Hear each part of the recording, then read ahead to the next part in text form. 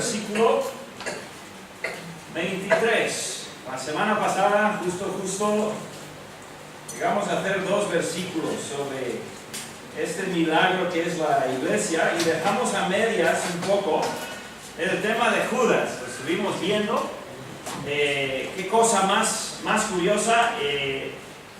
Es interesante que en la Biblia o en el Nuevo Testamento, como lo comenté en la sesión anterior, la cena del Señor no se tomó hasta que Judas había marchado a hacer su cosa, a hacer su traición. Ya en su mente lo tenía. Yo me pregunto, ¿cómo se puede estar 3 años en presencia del Señor como discípulo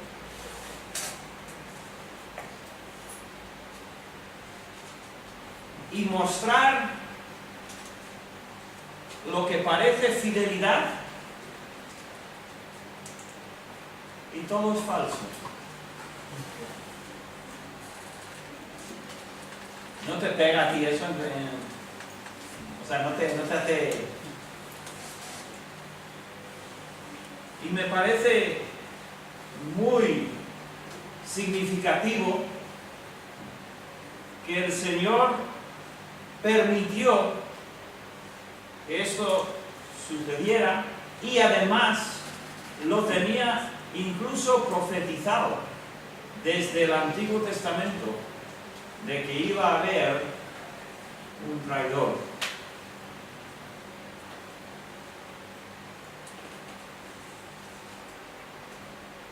En las congregaciones hay de todo.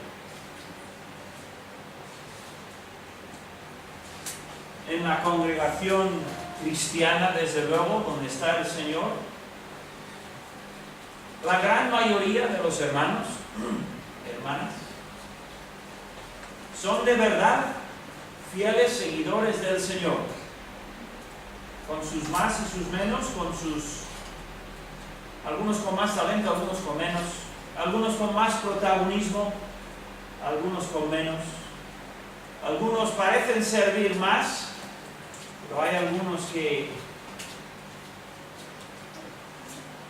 a escondidas, o sea, fuera de la luz pública, sirven y oran más de lo que nadie sabe. Y hay otros que simplemente, a veces el Señor lo permite, viven un engaño.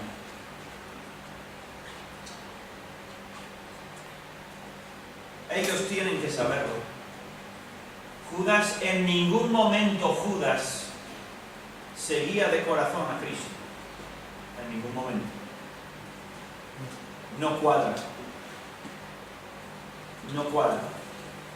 Y las palabras que el Señor dice de Judas y también Pedro dice de Judas son muy fuertes y deberían despertar a todos, porque el tema es tratado con mucha claridad y bastante fuerte en las Escrituras.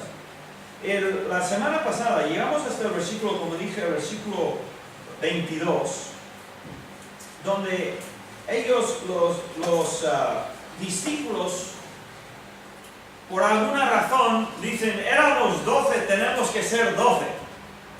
Y yo no estoy seguro de que fue el Señor detrás de eso o no. No lo dice, no lo deja todo muy claro. El caso es que ellos dijeron, tenemos que buscar a alguien para tomar el lugar de Judas. Y entonces hicieron eso del tema de señalaron a 2 primero, y hoy vamos a ver cómo lo hicieron. Versículo 23, o bueno, 22, comentando, dando los requisitos. Debía de ser alguien que había estado con ellos desde el principio.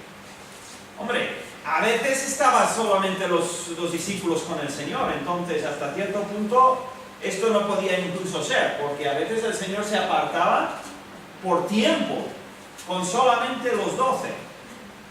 Pero bueno, se entiende que era alguien que había estado desde el principio a fin, más o menos, con ellos. Y luego, entonces, llegamos al versículo 23 y es aquí donde arrancamos en esta mañana y sí que terminaremos el capítulo hoy. Y señalaron a dos, a José, llamado Barsabás, que tenía por sobrenombre Justo, se le conocía por Justo, quizás porque habían otros José, y a Matías. Cogieron a dos, en vez de solamente seleccionar a uno, pues de alguna manera iban a dar una oportunidad para que el Señor diera, por medio de suertes, diera su respuesta. Claro, ¿qué pasa? Quiere decir, al final lo seleccionan ellos. Seleccionan dos y con las suertes tiene que salir una persona, a la fuerza, uno sí, uno no. Y es así como ellos lo toman. Versículo 24. Y orando, o sea que no es una decisión a la ligera. Y orando dijeron: tú, Señor, que conoces los corazones de todos, muestra cuál de estos dos has escogido. Bueno, ellos escogieron a esos dos. Entonces hay aquí cosas que no entiendo del todo. Tenía que ser, la decisión era suya, era simplemente: Señor, hemos escogido, hombre, tú dinos cuál de los dos. Es un poco según aparece. Ahora, no se sabe nada de estos señores, nunca aparecen en el Nuevo Testamento, y muy poco se sabe de ellos. Hay un historiador que se llamaba Eusebio, que él vivía en el siglo III, o sea, más de 200 años más tarde. Este Eusebio dice que Matías era uno de los 70 que Cristo envió en Lucas capítulo 11. Él envió 70 a predicar. Y Eusebio, por alguna razón, este historiador piensa que Matías era uno de esos 70. Entonces, algo debían de saber o entender. Había información que tenían, pero no sabemos más que eso. Entonces, ellos orando exponen estos dos para entrar en el lugar de Judas.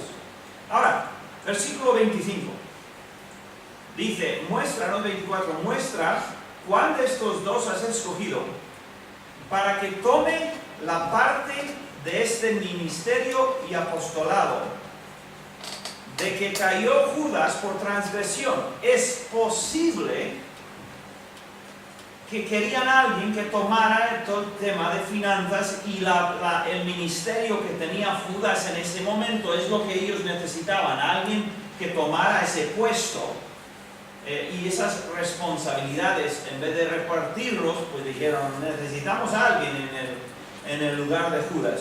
Y dice de que cayó Judas por transgresión para irse a su propio lugar. Para irse a su propio lugar. ¿Qué te parece esa frase? ¿Qué quiere decir? Mira lo que el Señor mismo dijo en Juan 6.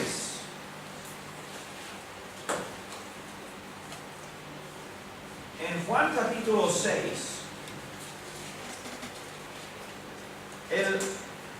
Pedro acaba de decir al Señor: tú eres el Cristo, el Hijo del Dios viviente. Y mira lo que dice el versículo 70, Juan 6, 70. Es impresionante, a veces nos parece, por lo menos, mirar y ver cuánto les dijo Cristo que no cuajó. ¿Cuántas veces no les dijo que iba a morir?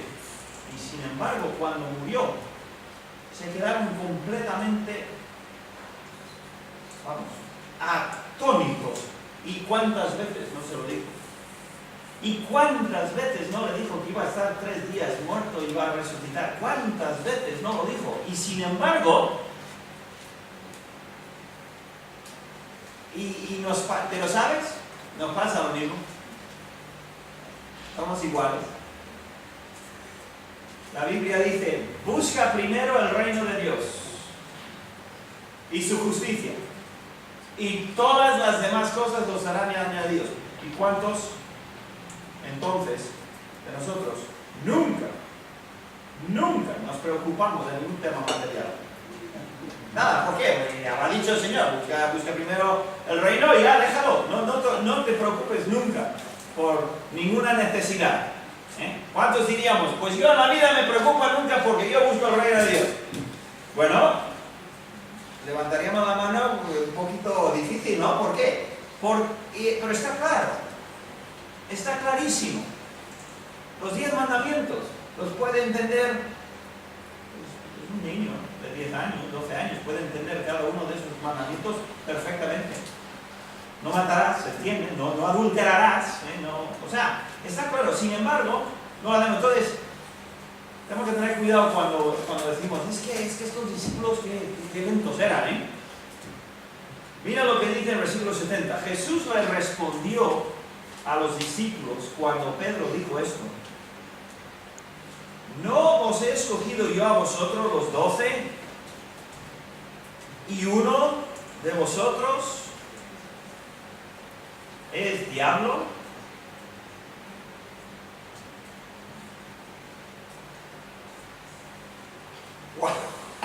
¡Wow! ¿Qué diría Judas en ese momento?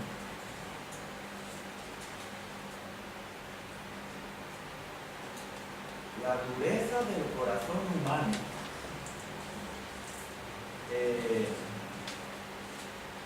para mí es una prueba de que la Biblia es verdad.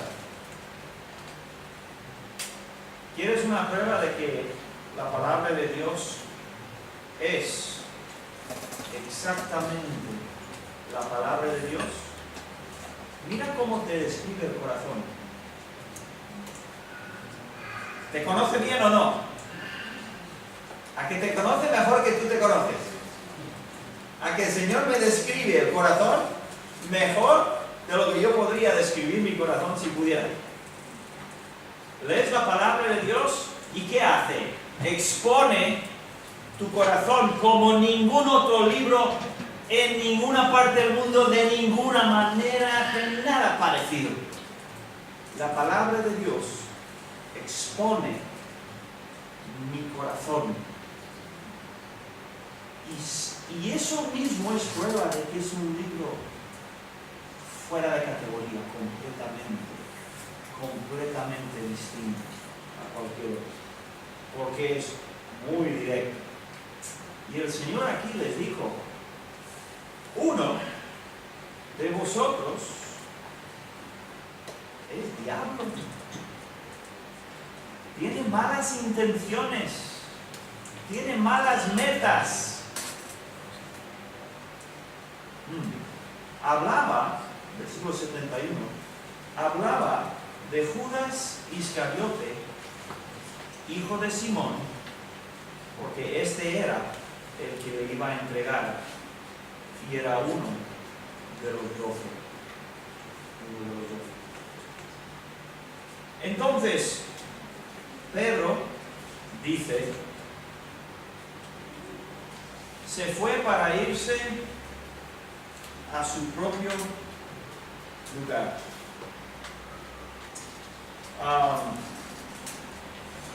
Cuando hablamos del infierno, cuando hablamos del lago de fuego, es un tema difícil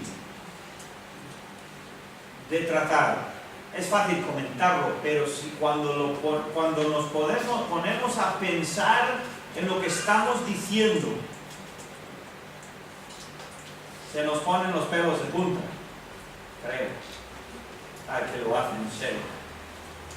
Pero la Biblia En la Biblia el Señor lo deja muy claro. Muy claro.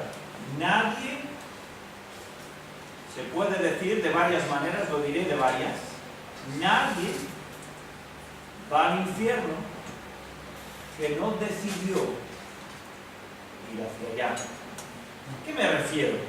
¿Cómo puedo decir eso?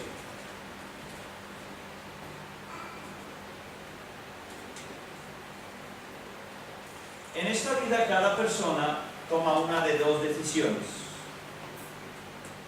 buscar o no buscar a Dios.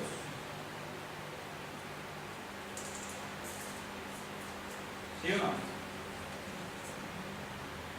No ha hecho mal a nadie. ¿Y qué? ¿Eso qué tiene que ver?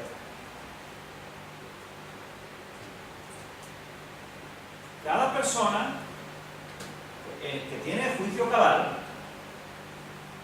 o busca en algún momento o no busca a su Creador. La persona que no busca a su Creador, ¿cómo quiere vivir?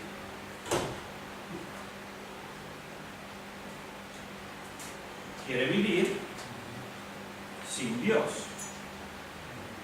¿Sí? Y yo quiero vivir mi vida,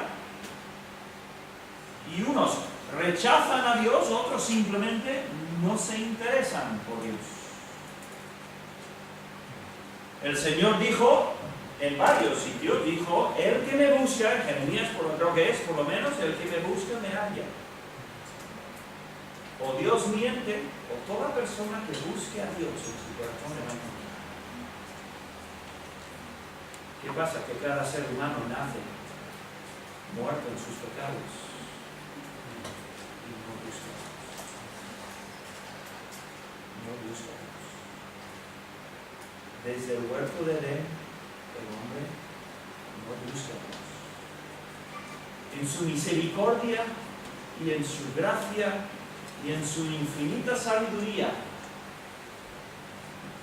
Cristo, el Espíritu Santo, rescata, y el proceso comienza con un deseo. ¿Dónde está? ¿Dónde está? ¿Dónde está? No puedo vivir sin saber de dónde vengo. ¿Dónde está el que me hizo? Si una persona escucha y procesa suficiente el hecho de que viene de lo que sea, del mono, de la piedra o de la explosión o como quieras, si toma eso y lo procesa y lo agarra y lo mira, ¿sabes? Tarde o temprano se autoconvence. No sé cómo, pero sé que es cierto, porque hacemos lo mismo en otras áreas, no tan críticas igual, pero nos autoconvencemos. La persona que dice: nah, no hay nada. ¿Por qué lo dice? Porque en parte, si no hay nada, entonces igual puedo salirme con la mía, viviendo como me da la gana, y luego, pues, mala suerte para los que por el camino he dañado o he herido, porque al final todo termina y hasta ya no hay nada. Dice: se fue a su propio lugar, porque estando con Cristo, escuchando, no al pastor Andrés, Juan, Miguel, nosotros que tropezamos y a veces nos olvidamos y lo que sea, no, habiendo escuchado a Cristo. Si no hubiese pasado con el Señor, y a nosotros sí diríamos: es que claro, mira quiénes somos. Claro que a veces se van a colar personas que no creen, que nos engañan. No, pero ¿qué hizo el Señor? ¿Dio él algún mensaje equivocado alguna vez? ¿Falló en alguna ocasión? No, sus palabras eran perfectas. Y sin embargo, durante 3 años había uno que sus compañeros no entendían. Iba a otro sitio, iba en otra dirección. Su corazón no era como ellos. Ellos buscaban a Dios, ellos buscaban al Señor, él no buscaba a Cristo. Buscaba sus propios planes, su propia cosa. Sin Dios, no quiero a Dios, no quiero al Señor. Es que cuanto más lo miras, más increíble se nos hace todo este tema de Judas. La pregunta es: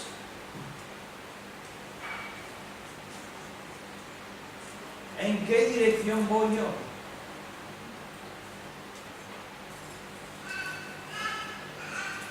Jesús dijo, ¿quieres la vida?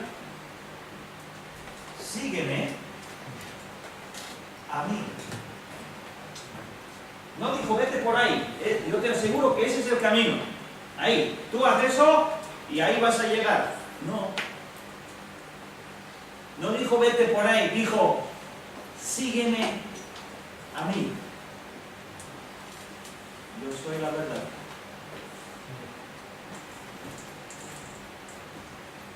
Y con todo eso que dijo, Judas lo rechazó. Y en su corazón, aunque por fuera parecía aceptar, parecía seguir, predicaba, parece que sanaba, pero por dentro él iba en su propio mundo, iba en su propia dirección.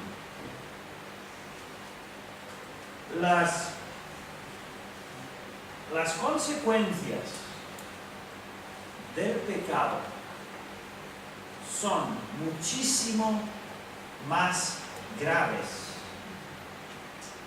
de lo que el hombre se imagina. ¿Vale? Decimos, es una mentirilla, no es gran cosa.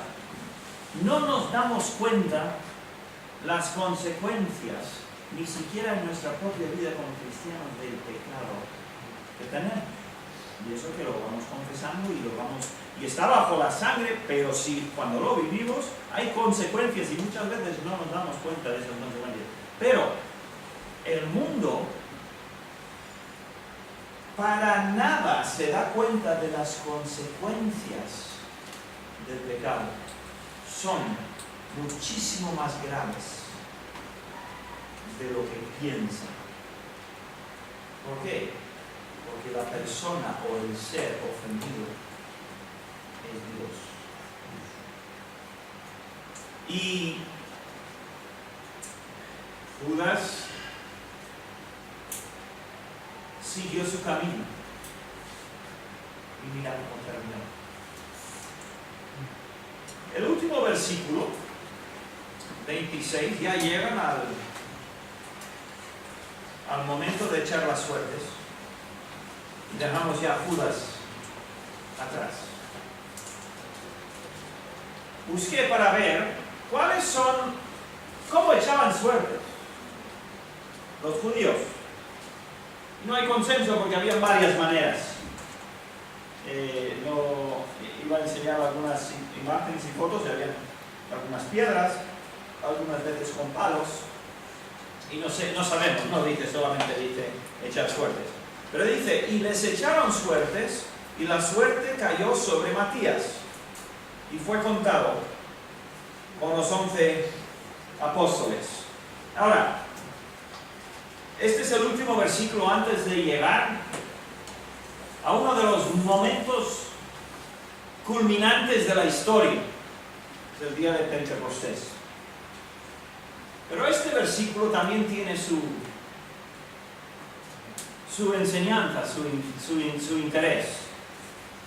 Esto de echar suertes es la última vez en la Biblia que se echan suertes. No vuelve a salir. ¿Por qué no?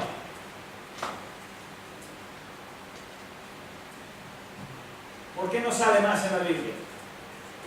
¿Qué pensáis?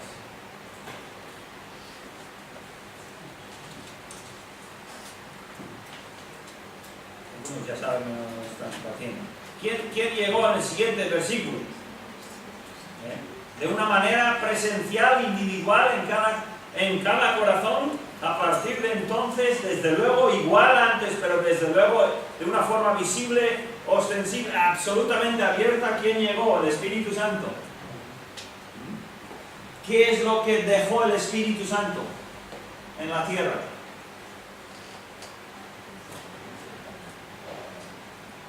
Ya no hay que echar suertes.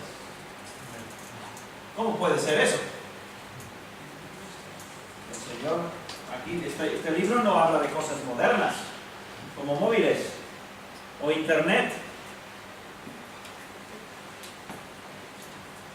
o aviones. No. Pero el Espíritu Santo sabe muy bien hablar claramente a cualquier cristiano que quiere saber su voluntad.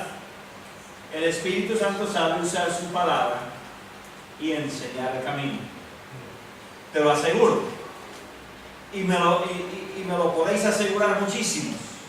Sin ninguna duda, el Espíritu Santo es capaz, a través de lo que Él nos dio, de darnos su voluntad específica para nuestra vida. Entonces no queda al azar el tema de las suertes, sino que tú quieres saber la voluntad de Dios y escucha a Dios. No siempre te lo dice a la primera, no siempre te lo dice a la segunda. A veces te deja en incertidumbre durante días, semanas o meses. Rara vez lo deja indefinido. Muy rara vez. Porque no es el deseo del Señor de que ande siempre en incertidumbre. Aunque si te dejara en incertidumbre,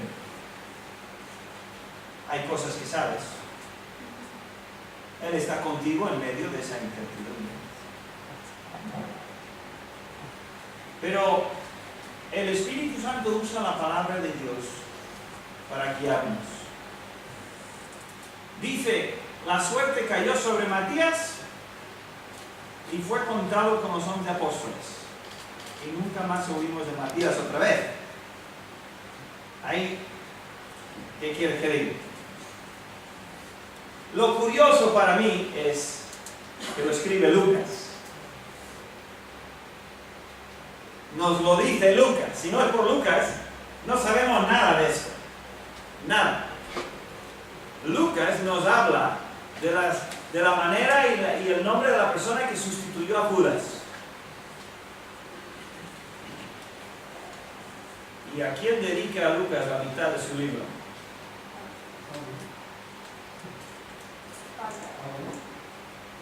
Nunca se oye más de Matías, pero Lucas vive con quien él llama el apóstol Pablo. Por ahí quedan mis incertidumbres. Igual hay 13 apóstoles, yo qué sé. Dice la Biblia, luego habla de 12 siempre. Yo no sé, realmente es un tema que no tiene, quizás para nosotros por lo menos, importancia crítica. Pero el escritor Lucas luego hace la transición por ahí en el capítulo 13 y para adelante, y todo es el apóstol Pablo.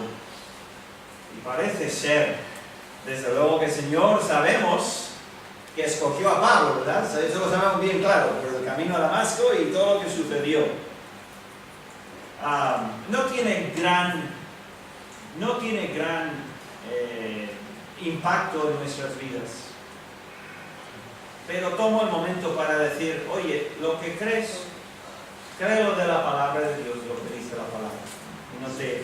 No te alejes de la palabra de Dios. Y si la palabra de Dios no deja algo claro, no vayas por ahí tú dejándolo claro. No es mi lugar dejar claro lo que la Biblia no deja claro. Otra cosa es que yo para mi vida personal entienda claro algunas cosas, pero tenemos que andar con cuidado. Hemos cantado una canción hoy que la canción es buena, pero hablaba de que el Señor me va a dar, o me va a poner, o me va a llevar a un rincón en su mansión. Y luego el versículo que leímos hablaba de que hay un montón de moradas donde el Señor nos ha preparado. Entonces, veis que hemos cantado algo que es un poquito raro ahí, igual hace buena poesía, pero un rincón en la mansión de Dios, bueno, quizás. Pero quedemos con la palabra de Dios y no más. Y la palabra de Dios es clara para tu vida y para la mía, día tras día. No pasemos tanto tiempo intentando solucionar las grandes incógnitas de la palabra. Pasemos más tiempo diciendo, Señor, ayúdame a obedecer lo que sé y lo que entiendo. Lo que entiendo y lo que sé, ayúdame. Amarás al Señor tu Dios con todo tu corazón, tu alma y tu mente. Podemos trabajar en eso durante un buen rato, ¿verdad? Así que vamos a dejarlo así. Terminamos este capítulo un poquito curioso, pero por alguna razón el Espíritu Santo y a través de Lucas quiso poner como si fuera un punto y aparte, y dejar zanjado, dejar claro el tema de Judas para ahora arrancar con el día de Pentecostés, que es la siguiente frase, ¿verdad? Cuando llegó el día de Pentecostés. Y ahí sí que vamos la semana siguiente, Dios mediante, vamos a arrancar ahí en ese capítulo 2, que es tan grande, tan lleno, tan importante. Y por supuesto, toda la sección creo que vamos a aprender de ello. Entonces, vamos a dejarlo ahí. Es raro que termine antes de la hora, pero es bueno también, de manera llena. Así que vamos a dejarlo así, con un tiempo de compañerismo, y los que quieran quedarse luego para la sesión de Conociendo a Dios, tenemos la cuarta sesión, que va a ser buena, que vamos a aprender. Así que, bueno, voy a orar y así terminamos. Gracias, Señor, por esta mañana.